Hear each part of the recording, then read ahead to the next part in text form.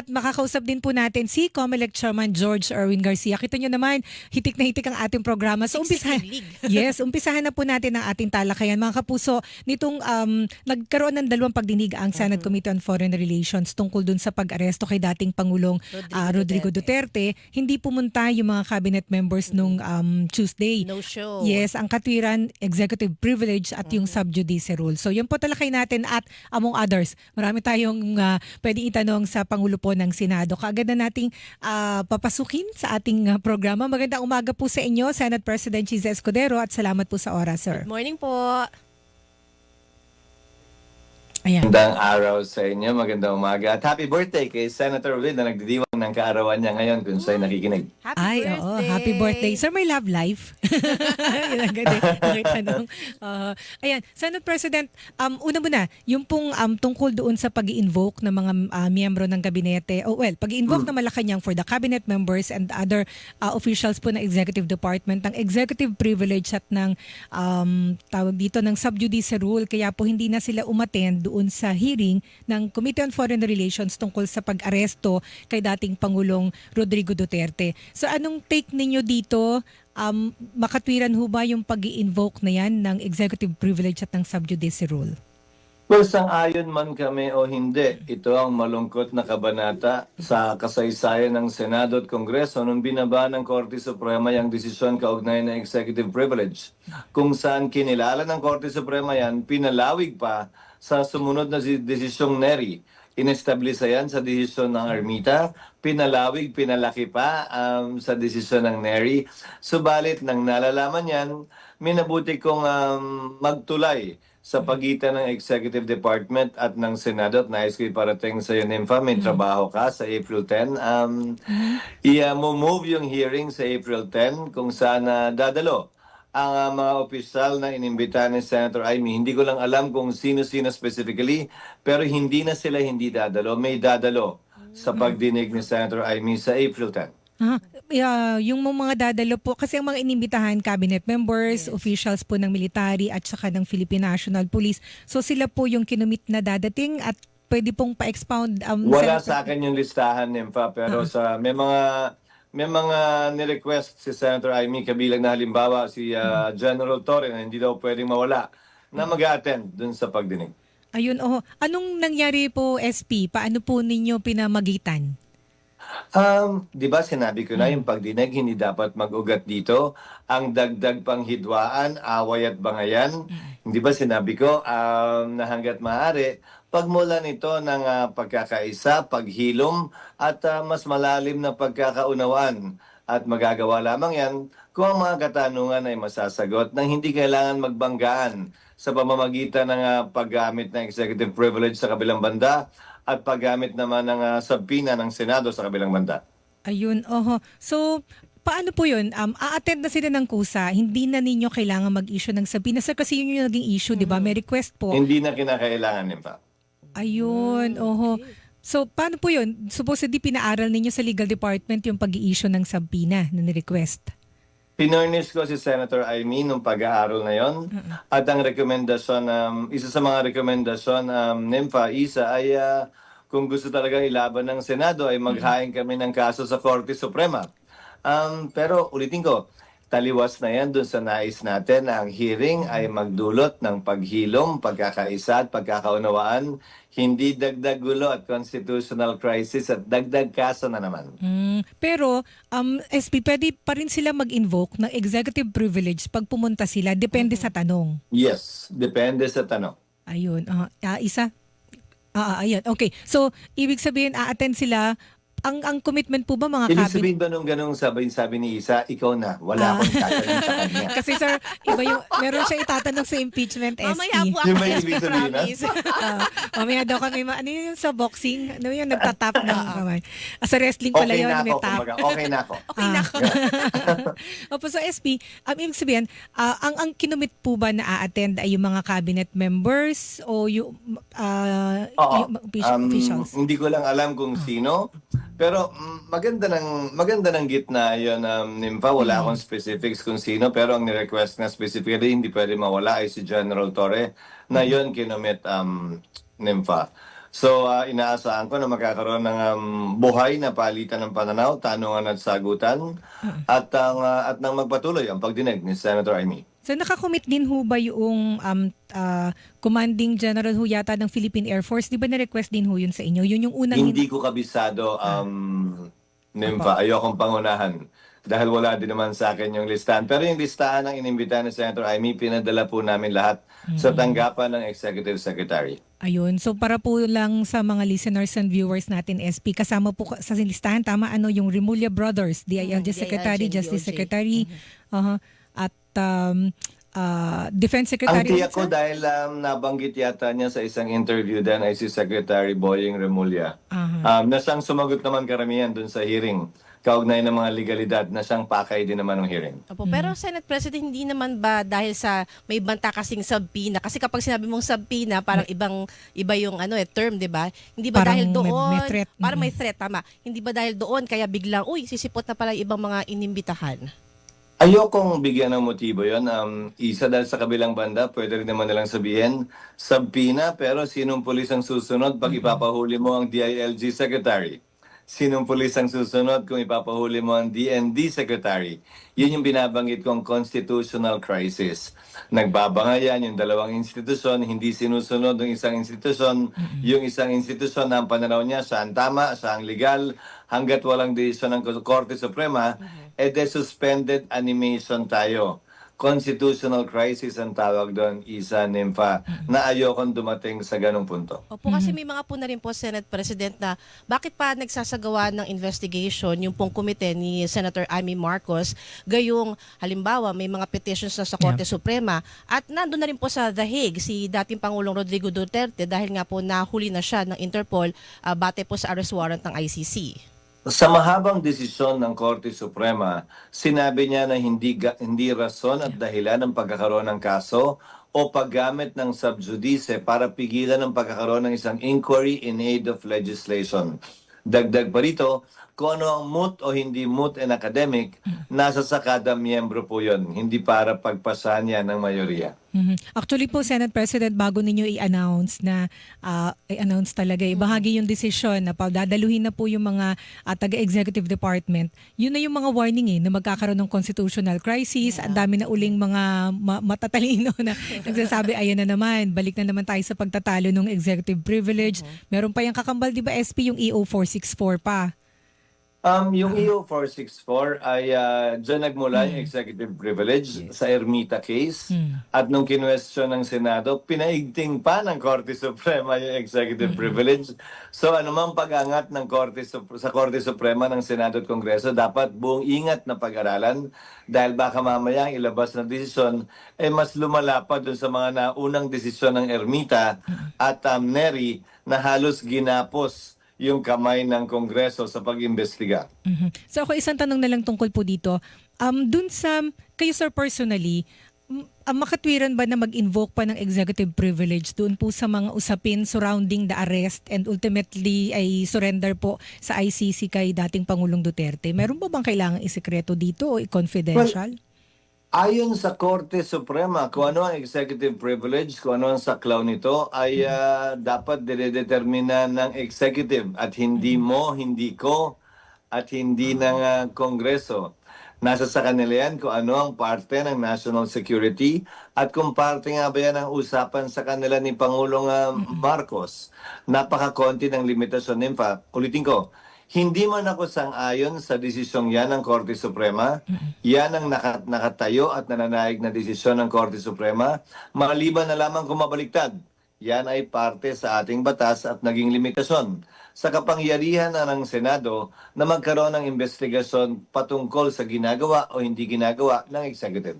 Ito pala sir, merong sabi ko last na doon sa issue na ito. Pero SP, doon sa tawag dito, kasi ang investigasyon ng Senado, kagaya dito, in aid of legislation, may nakikita ba kayo dito na tutumbukin na legislation? Kasi syempre may mga comment din na hindi naman talaga to for legislation, for re-election or retaliation. Palaging meron, Nympha, Isa, halimbawa, pag-amyenda ng International Humanitarian Law. Ako ang sponsor nung bill na yon nung ako'y nasa Senado pa, nung unang bahagi ng aking termino, unang maagang bahagi ng aking termino. Pangalawa, paglilinaw dun sa probisyon ng Saligang Batas, Article 3, Section 2 na nagsasabing, no person shall be deprived of life, liberty, or property without due process of law, nor shall anyone be denied equal protection of the laws. Kasi nakasaad doon yung mga probisyon na kinakaharap natin. Particular, yung sa arrest warrant. The right of the people to be secure in their persons, houses, papers, and effects against unreasonable searches and seizure of whatever nature and for any purpose shall be inviolable. At itong provision na to. And no search warrant or warrant of arrest shall issue except upon probable cause to be determined personally by the judge. After examination under oath or affirmation of the complainant and the witness who may produce, and particularly describing the place to be searched and the persons or things to be seized. Yung judge ba doon, saklaw yung ICC judge? Yung judge ba doon, applicable lang ba yung Bill of Rights sa mga judge ng pamahalaan? O applicable din ba siya sa mga judge sa ibang bansa? Kung saan pwedeng questionin ng sino mang Pilipinong inisyuhan ng warrant ng judge mula sa ibang bansa kung yung pagkaka-issue nga ba ng warrant ay naaayon sa ating saligang batas. Ayan, so narinig So, yung meron, oo. pagre-recite ni So Senate meron President naman, sa may Article basis 3. naman yung Faisa. Pumalakpak si Isa, memorize nyo pa rin yung Article 3 Amazing, Bill of Rights na-amaze ng po ako. Constitution. So, ayun, actually, yun yung contentious din po sa Supreme Court, hindi ho ba question bakit hindi dumaan sa korte yung warrant of arrest laban sa dating Senate President. Kung sasabihin na hindi naman din, sa warrantless arrest, hindi siya magpo-fall. Kung merong warrant of arrest, bakit hindi ipina-verify sa competent authority? Ang nag-verify ay na nagaling sa ICC talaga yan, nag-certify, kumbaga, ay Department of Justice dapat daw competent court. Dadagdagan ko pa, Nympha, yung pwedeng pagpasa ng Korte Suprema. Pwede ba nating i-cite ang Article 59 ng Rome Statute bagaman hindi na tayo miyembro nun? Hindi naman pwedeng sasabihin sa kabilang banda, halimbawa ng mga abogado ni Duterte, na walang visa yan, wala na tayo dyan. Ba't in-execute pa yan? Tapos sa parehong boses, sasabihin niya, hindi nyo sinunod yung 59, umalis na nga tayo dyan, paano magiging basis yan? So may basis ba talaga siya wala? Pangalawa, naalala mo yung binanggit ko sa Latin Nympha, male captus bene detentus. Male captus male detentus. Yung huling pagkakahuli pwedeng magdulot ng dalawang epekto. Matuloy yung pagdinig o trial at hindi pwedeng matuloy yung pagdinig o trial. Sa kaso ng ICC, 8 out of 10, humigit kumulang 80%, ang sinunod nila ay male captus bene detentus. May problema man sa pagkakaaresto, tinuloy pa rin nila yung pagdinig. Pero 20% o 2 out of 10, hindi nila tinuloy yung pagdinig. Hindi ko alam kung saan babagsak yung kaso ni dating Pangulong Duterte sa mata ng ICC judges. Doon. So, daabangan natin kung doon sa 80% sa o doon sa 20% papatakan o itutuloy ng ICC. So, ang alam ko lang Latin, mene tekel ufarsin eh. O, tama mahal na araw. So, may tatanong si Isa kasi maraming comment kinukwento niya sa akin. Bakit daw kayo Kasi marami sige. pong mga komento ngayon sa social media na nag-aabang pa rin sila kung kailan magsisimula ang impeachment trial, nakakagawa nga raw po ng mga hearings ang Yan. Senado, pero yung pong impeachment trial hindi pa masimulan. Meron din pong mga nagko-comment na mga netizen na nakaka-attend si Senate President ng ball pero wala namang impeachment trial. Your thoughts po? Recess po kasi ang Kongreso and for the nth time, hindi po pwede magkaroon ng impeachment trial na hindi sinisimulan kapag may sesyon ng Kongreso. Isa ako sa mga nagsulat ng rules ng Kamara, Isa, nung ako'y miyembro pa lang ng Kongreso. Tulad ng Senado, ino-authorize namin ng komite habang recess na mag-conduct ng hearings. Ang impeachment pwedeng tumuloy kapag nasimula na yan ng may sesyon na mag-conduct din ng trial. Pangatlo, ma-interview niya ata si Congressman Defensor mamaya kung tama ang nabasa ko, 80% pa lang naman silang handa sa unang article. 7 article yon. Ilang percent na ba silang handa doon sa pangalawa hanggang pampito? Hindi ba dapat bago magsimula din tayo, 100% ng handa? Anong sinasabi ko? Maganda itong panahong to para lahat ay makapaghanda, kabilang na kayo, at pag nagsimula to, wala nang delay o mga rason na pwedeng ibigay para ma-delay. Huling sagot, yung ICC nga, nag-file ng kaso itong Marso, Magdidinig sila sa Setyembre pa. 6 na buwan ng lilipas bago magsimula ang trial. Sa parte ng Senado, hindi kami nag-set nun. Nagkataon lamang na yun ang recess namin. Tapos 2 linggong session lang. Yung authority ng mga prosecutors, magtatapos yan ng June 30. So mula June 30 hanggang July 28, walang authority yung mga prosecutor na mag-appear sa Senado dahil tapos na ang termino nila. Bagaman nagsisimula yon, kailangan din nila ng June 30 din, kailangan nila ng plenary action para i-authorize muli yung bagong set o parehong set ng prosecutors. Kailangan din po nilang gawin yon nang may sesyon ang Kongreso at hindi nila pwedeng gawin yun habang nakareses kami ng June 30 hanggang July 28 matapos magsimula yung kanilang termino. Opo. Pero Senate President, kayo po sa Senado, may mga paghahanda rin ho ba kayo? Kasi although na-report naman po ni Ate Nympha na may ilang preparations, nagsusukat na kayo ng robe at iba pa, ano pa po yung mga ginagawa ninyo at mga bilin po sa inyong mga kapwa-senador? Well, ako mismo, bagaman abogado ako, nagbabasa ako ng rules on evidence, nagbabasa ako ng mga latest Supreme Court decisions. Pero dagdag pag-aaral at dagdag paghahanda ang kailangan kong gawin dahil ako ang uupo, tatayo bilang presiding officer ng impeachment court kung sakasakali. Rason para magkaroon ng mas pinag-ibayo pang paghahanda. At kung ang isang abogado tulad ko nga ay naghahanda, Isa Nympha, lalo pa siguro, yung hindi nagtapos ng abogasiya, mas medyo mahaba-habang paghahanda ang marapat at dapat nilang gawin para masanay sila sa proseso ng isang trial, lalo na yung first time pa lamang. Opo, meron na rin ho bang official communication? Kasi ang binabanggit po recently ng House Prosecution Panel, dahil nga po ito tungkol doon sa summons, di ba? Meron po silang motion po sa inyo, kaya lang po tinanggihan nyo po yung pag-i-issue ng summon. Ang hinihintay nila official communication. Meron na ho ba, Senate President, na naipasa sa House Prosecution Team? Under our rules, pwede lamang ma-issue yung summons kapag natayo na yung impeachment court. Matatayo yung impeachment court, dapat in open session at ang hudyat niyan ay ang pagsusumpa ng mga miyembro ng Senado bilang impeachment judges. Magaganap yan pag-resume namin sa June 2 or sa June 3. So inaasahan namin na pag nagawa na yan, sa June 2 or June 3 may issue yung summons kay Vice President Sara kung saan meron siyang 10 araw mula sa pagkakatanggap niyan para sagutin yung demanda laban sa kanya at ang Kamara naman sa panig ng prosecutors ay may 5 araw mula sa pagkakatanggap nila ng sagot ng Vice President para magbigay din ng kanilang reply. Pagkatapos nun, magko-conduct kami ng pre-trial para subukan mapaikli yung proseso. Ang problema, gaya ng sabi ko, June 30 magtatapos ang termino ng public prosecutors at bagaman kumuha sila ng mga private prosecutors, hindi pwedeng manatili yung ahente pag nawala na yung principal.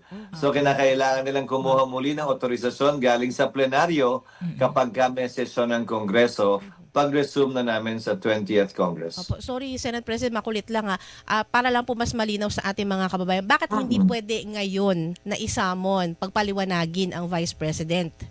Hindi pa po kasi nako-convene ang impeachment court at hindi pwede i-convene ang impeachment court kapag kami nakareses.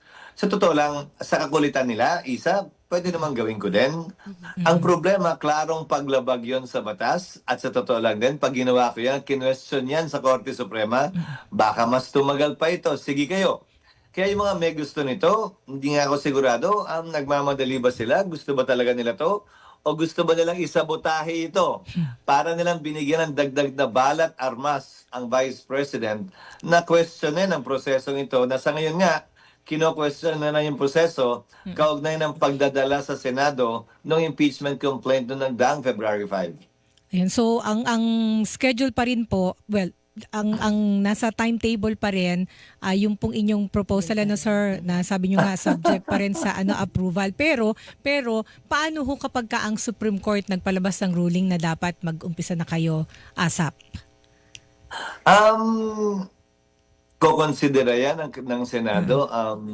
Nympha, hindi ako pwede magsalita para sa mayoriya pero malaki ang duda ko na gagawin ng Korte Suprema yan.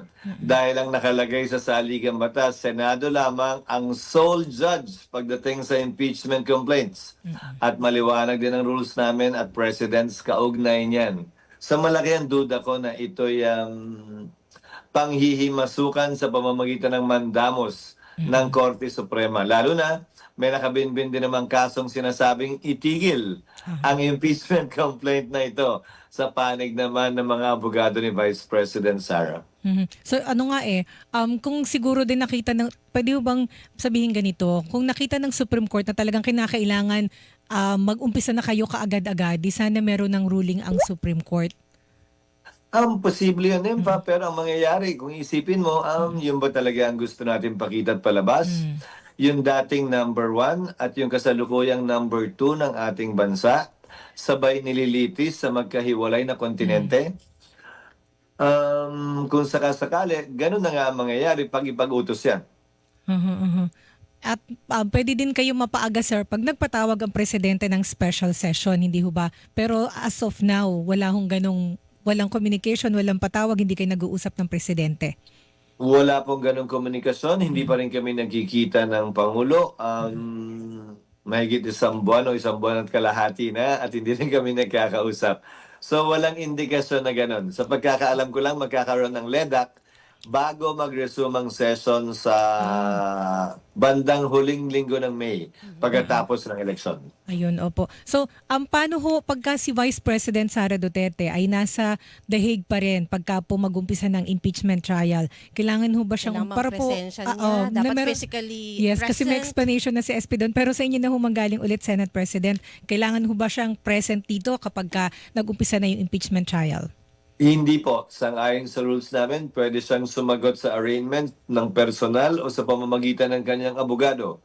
Kapag nagsimula na ang trial, kung kailanganin ng kanyang presensya para i-identify siya ng sino man testigo, yun lamang yung pagkakataon siguro para i-require yung kanyang attendance. Pero pag yung kanyang abogado ay sinabing, hindi na, wag na, okay na, inaamin na namin, sana yun. Waive na yung appearance na naman din niya. Hindi niya kailangan mag-attend kung ayaw niya. At saka isa pa pala, Senate President, kasi recently, halos linggo-linggo, naglalabas yung Kamara ng mga pangalan, mga sinasabing nakatanggap umano, di ba, ng Ayun, confidential tungkol na ito funds. sa confidential funds. Confidential funds si Vice President Sara Duterte. Ang puna ng ilan, bakit utay-utay, ganyan-ganyan. Piecemeal, ano? Piecemeal. Nakakaano po ba ito? Nakaka-apekto rin po ba ito sa process po ng impeachment? 7 sa incumbent na senators ngayon na kung mananalo ay magiging bahagi pa ng 20th Congress. Ang sa palagay ko ay sobrang busy sa pangangampanya nila at hindi na halos nakakapagbasa ng mga bali-balita. At sa mga naiiwang miyembro naman ng Senado, ay nangangampanya din sila sa iba't ibang party list groups na sinusuportahan nila. Ang iba ay tumatakbong lokal. So, karapatan ng Kamara yan, ginagalang ko yon. At walang epekto yan sa parte ng Senado. Hindi naman aplikable sa ngayon yung sub judice rule dahil hindi pa naman po nagsisimula ang pagdinig. Besides, public trial po ito. Mapapanood po ng sambayanan ang pagdinig na ito at wala akong nakikitang dahilan para mag-argue ng sub judice sa ngayon dahil partisipante, bahagi ang sambayanan sa pagdinig na ito. Hindi tulad ng isang ordinaryong paglilitis, lalo na yung paglilitis involving private crimes kung saan pwedeng i-exclude ang publiko. Di yaman din lamang pong hindi yan sub judice. Patay-taka natin sa SP. Yung ganyang sa confidential fund, kailangan ho ba na baguhin yung mga patakaran kung paano i-disclose ng gumamit ng intelligence fund, kung paano nila ito na-utilize kasi kagaya ho nito, yung sinasabi ng, I'm sure hindi naman from thin air na nilalabas ng mga congressman, yung paggamit ho ng mga kung ano-anong pangalan na mahirap paniwalaan. So paano ho ito, SP, paano ito pwedeng tugunan o resolbahin? Walang batas sa pagkakaalam ko, Nympha Isa, kaugnay ng paggamit ng confidential funds. Ang meron lamang ay isang Joint Memorandum Circular, JMC, kaugnay sa paggamit niyan. Isa yan sa mga tatalakayan ng impeachment court at ayokong pangunahan. Hanggang saan ba yung pagiging confidential? Sa pag-report ba? Ano yung batayan para ika nga, tanggalin mo yung kortina, buksan mo yung pinto ng pagiging confidential at kailangan na makita saan ba talaga napunta yan? Ang isa pang problema, titimbangin namin pagdating ng panahon ay kung confidential nga ba yan involving national security, kunwari, pwede bang isa publiko yan? Dahil kung pag-uusapan lamang naman namin yan sa executive session, ang sunod na tanong, may executive session ba ang impeachment court? At anumang napag-usapan doon ay hindi pwedeng ilabas. Dahil saan naman namin ibabase yung aming desisyon kapag hindi ilalabas yan? Ilang mga katanungan na pagpapasa ng impeachment court pagdating ng panahon. Parang sir, dun sa ERP impeachment trial at saka sa corona trial, hindi naman yata nag-executive session dun minsan, kahit minsan. Hindi, pero iba yung usapan doon. Bank secrecy law hindi applicable sa isang corruption investigation, kaya binuksan yung bank deposits ni dating Pangulong Estrada. Sa kaso naman ni Corona, Foreign kinatigan, currency yun. sumang-ayon ang Senado sa desisyon ng Korte Suprema na huwag buksan yung foreign currency deposit ni dating Chief Justice Corona. So, depende sa magiging pasayan ng mayoriya ng PAISAT. Kasi confidential funds ito eh. Tapos yung binanggit po ninyo sir na tawag dito, yung memorandum lang sir, no? Joint memorandum para sa pagre-report ng confidential fund. DBM lang yata at saka Commission on Audit, tama ho ba? Tama yan, pero may kopya din ng Senate President at ang Speaker. Pero hindi para sa akin sa puntong ito dahil kami nagtatrial na para sabihin kung ano rin ang nilalaman nun. Sa totoo lang, hindi ko tinitingnan. Pwede ko naman tingnan, sige. Chichismis ko na lang kayo off the record, pero bawal. Oo, kasi ang alam ko nga po, yung mga confidential fund, yung paggamit nun, may reporting yun eh, sa Malacanang, tapos yun nga, Senate President tsaka sa Speaker. Actually, isa yan sa mga kahon na pinasa sa akin dating Senate President Meg Zubiri. Ang nakapaloob lang sa Joint Memorandum Circular ay pwedeng makita ng mambabatas, pero hindi pwedeng ilabas yung kahon at papel sa kwarto. Bawal ding i-photocopy. Bawal i-photocopy. Hindi din pwedeng picturean o i-photocopy, pwede lang tandaan sa mata. Okay. Pero ano sir, nakikita nyo, ano yung kailangan ng gawa ng batas o paano ho magkakaroon ng standard na standard para sa reporting po ng confidential fund para hindi tayo ganito na naku-question palagi unless abuse. naaabuso. Pwedeng ilagay yan sa taunang budget para sa mga ahensyang binibigyan ng confidential fund dahil hindi naman lahat ng ahensya may confidential fund. Pero hindi ito inquiry in aid of legislation. Kahit wala po kaming batas na ipapasa sa dulo, okay lang yan dahil impeachment ito kung sakasakali. Bagaman ano ang matutunan namin dito, ay siyempre pwedeng gamitin ng sinumang mambabatas para magmungkahi ng anumang panukala. Opo. Di ko lang sure kung naitanong na to sa inyo, Senate President, pero usually po kapag, batay na lang din po doon sa articles of impeachment, gaano katagal yung itatagal nitong impeachment trial kapag nagsimula na po?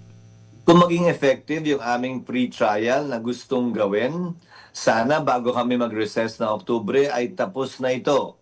Dahil yung July 28 session namin, magtatapos yan sometime first week of October. Sa aking paniniwala, sapat na yung panahon yon basta magamit yung pre-trial ng todo ng magkabilang panig kaugnay sa rules of discovery at ng hindi mapabilis para mas maging maayos yung pagpepresenta ng ebidensya ng magkabilang panig. Ayan. SP, samantalahin namin yung pagkakataon kung wala pa kayong lakad. Bilang kayo po sa Kongreso ang nag-approve o disapprove ng budget, meron ho kasing plano ang Sandatahang Lakas na bumili na mas marami pang mga fighter jet daw. 20 daw yan, 20 fighter, F-16 Yun yung inaprubahan ng fighter US jets. government, bebentahan tayo. And then may mga balak pa pong bilhin. May Alam ko nga pati equipment, Typhoon assets, missile. yeah. Oo. Tama ho ba yung priority? Kasi syempre may mga nagtatanong na bakit yan ang mga bibilhin natin? Tayo ba laban na talaga sa China? At saka isa pa, ang problema ho ng tao ngayon yung kumakalam na sikmura ay bakit po armas ang ating pinaprioritize? Hindi lang naman yan ang bibili natin kung sakasakali at saka may kayan isa, Nympha, hindi yan isang gastusan, $5 bilyong o kulang-kulang 300 bilyon sa isang taon. Yan ay Micah, multi-year allotment yan. At inaasahan ko na abot ng hanggang 10 hanggang 15 taong babayaran yan kung mag-order man tayo. Pero yung sinabi ng Amerika, binibigyan tayo ng allocation na bumili. Hindi pa naman natin sinasabing bibili natin yon. At hindi pa rin naman sinasabi kung kailan at hindi pa rin naman sinasabi gaano katagal nating babayaran yan. Ganun pala yun, ano, subject for approval pa pala yung kung bebentahan tayo. Pero yun, SP, kung yun nga, still, ano pa rin po ang point pa rin is, tama ba na bumili tayo ng ganyang mga armas o mga sasakyang pandigma? Para sa akin, tama lang na panapalakasin natin ating sandatang lakas para mag-provide ng deterrence. Ito'y pang-defense, hindi ito pang-offense. Pero hindi naman nangangahulugan na hindi tayo bibili ng ibang kagamitang kinakailangan para sa agrikultura, para sa edukasyon at para sa kalusugan. Ano mang gawin nating pagbibili ng armas, sang-ayon sa saligang batas, hindi pa rin pwedeng lumampas yan sa i-allocate natin para sa sektor ng edukasyon sa kada taunang budget, kabilang na yung mga utang na dapat bayaran. Ito po yung sinabi ng Chief of Staff ng Armed Forces, si General Browner. Balak daw pong bumili ng more missile system, warships, at saka mga multi-role fighter jets. Ayan, para mapalakas daw po yung ating defense capabilities. Dito po nagre-react ang China. Ano daw ito? Tinethreaten daw natin ang regional peace. Dapat hindi daw directed sa anumang bansa yung ganitong pagpapalakas ng ating sandatahang lakas. Hindi naman nakadirect sa anumang bansa yun. At bakit ba, Nympha, nung nagpalakas ang China ng kanilang sandatahang lakas, nagreklamo ba tayo? Pinigilan ba natin sila? Ang Japan na nagpapalakas din ng sandatahang lakas, tanda mo, ang Japan sinakop ang Pilipinas. Nagsasalita din ba tayo na ginagawa niyo ba para sa amin yan? Conscious ba tayo? Takot ba tayo doon? Anumang pagpapalakas para sa depensa, at maliwanag yan, para sa depensa ng isang bansa, hindi dapat panghimasukan, pakialaman, o mag-feeling ang sinumang bansa na ito'y para lamang sa kanila. Ito'y para sa atin, sa depensa at seguridad ng ating bansa, at para mag-provide ng kinakailangan deterrence, ika nga, upang hindi magsimula ang anuman digmaan. At ibig sabihin ho ba nito, Senate President, ay pag nag-request ng budget ang AFP para dito sa mga balak nilang bilhin ay aaprubahan ng Senado? Governance is about allocating scarce resources, Nympha, Isa. So magdedepende yan sa pangailangan ng bansa sa panahong yon. I-allocate namin ng tama at nararapat at naaayon sa pangailangan at limitasyon ng meron tayong pera. Ayon din yan sa mga prioridad na kinakaharap natin nung panahong iyon na kailanganin ng perang yan. Pero marami namang options sa estratehiya tulad ng pag-utang o pag-stretch ng pagbabayad sa anumang kinakailangan natin sa anumang sektor, militar man, kalusugan man, edukasyon man, agrikultura man, o infrastruktura man dito sa ating bansa. Ayan. And then, sir, isa na lang ako, Isa, no? Yung sa ekonomiya natin, sir, tingin, anong inyong assessment dito na pagtutuunan ho ba ngayon ng Marcos administration amid the political noise, 'di ba? May mga issue tayo sa China, sa West Philippine Sea. Tapos ito yung balita from sa Estados Unidos, yung tataasan ng yung tariff 17%, tataas yung tax para sa ating exports doon. Kasi sa Congress, kasi ang tanungan dito, 'di ba, SP, is ano ba, magagantihan ba tayo? Nagtaas kayo ng tax, tayo Tataas din tataas tayo. din. Oo, Congress mag-a-approve din ng tawag dito ng batas kung mababaguhin yung tax rates natin. Yung SP, una muna, economy na pagtutuunan ho ba? Alam mo, ako'y nagagalak na hindi nag-react agad ang ating economic team. Hindi nag-knee-jerk reaction na, hoy, gumanti tayo! Dahil ito ang huling gusto nating makita at mangyari sa buong mundo na gumaganti tayo sa polisiya ng Amerika na maaaring magdulot ng pagbagal ng pagdaigdigang ekonomiya at magbigay ng recession sa iba't ibang bansa sa mundo. Sa panig at parte natin, Nympha, Isa, ang ating exports sa Amerika, humigit kumulang yan nasa $9 na bilyong dolyar. Karamihan dito ay semiconductors, electronic parts, pangalawa ay agrikultura. Ito yung maapektuhan kung sakasakali. Maapektuhan sa panong paraan. Magiging mas mahal yan sa Amerika. So ang mga Amerikano baka pumili na wag munang bumili nito o bawasan yung binibili nila dahil nga nagmahal. pwede rin namang bili nila pa rin, pero ipapasa nila sa consumer yung final product ang hindi nabibilin, naggawang Amerika na. So, depende yan. Pangalawa, si Trump, nakita mo naman kung gaano siya kapabago-bago at kung gaano siya nag-art of the deal, ika nga, baka naman mamaya diskarte lang ito na kunwari may tariff ngayon pero babawiin niya tulad ng ginawa niya sa Mexico at tulad ng ginawa niya sa Canada na magre-react tayo agad-agad ay hindi siguro tama yon. Pangatlo, ang pagbabago ng tariff natin kapag tayo'y hindi to buwis, tariff Opo. ito. Tarif. Ang pagbabago ng tariff sa ating bansa, pwedeng gawin niya ng Pangulo habang tayo'y naka-recess. Hindi kinakailangan ng Act of Congress. Kailangan lamang ang Act of Congress kapag nagsesesyon na po kami. Ibig sabihin yan, kung may gustong gawing adjustment si Pangulong Marcos sa ating mga tarif, pwede po niyang gawin yan ngayon habang naka-recess ang Kongreso hanggang June 1. Pero sang-ayon ako na ito'y dapat pinag-aaralan, hindi dapat knee-jerk reaction, hindi dapat mabigla-bigla at padalos-dalos, at dapat may buong pag-aaral at ingat kasama na yung political, hindi lamang economic, bago tayo sumagot kung may kailangan mang gawing pagsagot. So wait and see pala muna dapat ang Kalma attitude muna. natin. Kalma muna ba? Ay. Para na wala audio ni sir. SP sir. Ayan, yun na yan. Ay, okay. So, ibig sabihin, kalma muna tayo. Anyway, so sir, kami po ay magpapasalamat na sa inyong mga paliwanag. Thank you. Opo. Thank you so much po, Senate President. Aba, balikan namin yung bilang. Hilingan, walang pinoprotektahan.